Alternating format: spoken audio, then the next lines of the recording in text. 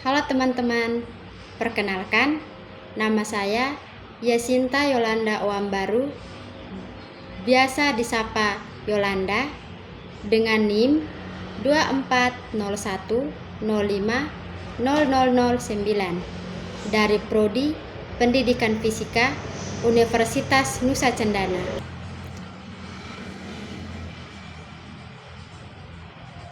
Baik, di sini saya akan menjelaskan cara menggunakan aplikasi PET dalam materi yang saya gunakan, yaitu hukum Ohm. Melalui simulasi PET atau PET simulation, di mana di sini terdapat V, I, dan R. V di sini adalah tegangan atau beda potensial dengan satuan volt.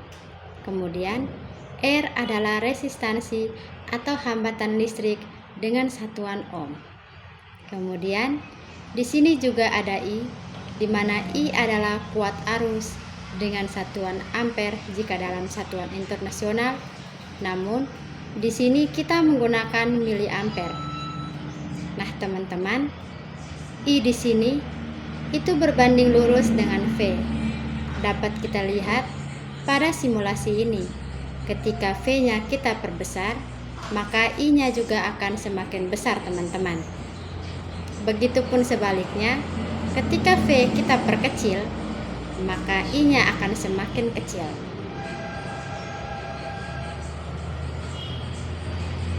Namun, berbeda dengan resistansi atau hambatan listrik ini, teman-teman, di mana ketika resistansi ini di sini kita ambil contoh ya, teman-teman.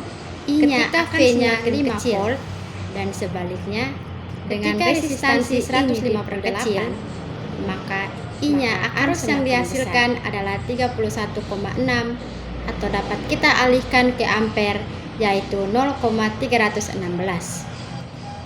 Kemudian ketika V ini kita perkecil ya, teman-teman, menjadi 4,1 volt, dapat kita lihat arus yang mengalir pun akan semakin kecil, yaitu 25,9 dengan resistansi yang tetap atau dengan hambatan listrik yang tetap. Kemudian kita ambil contoh pada resistansi.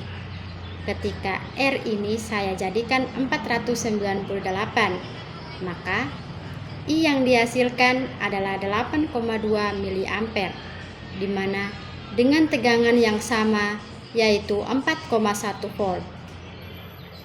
Kemudian ketika saya perkecil hambatannya, yaitu 338 ohm, maka arus yang mengalir akan semakin besar, yaitu 12,1 miliampere atau 0,121 ampere dengan tegangan yang tepat.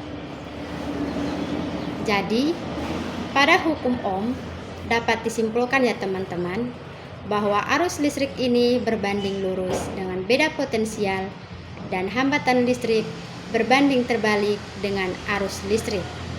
Maka ketika V itu bertambah besar, maka kuat arus yang mengalir akan bertambah besar. Namun ketika hambatan listrik ini bertambah besar, maka arus yang dihasilkan akan semakin kecil ya, teman-teman. Sekian penjelasan dari saya. Terima kasih.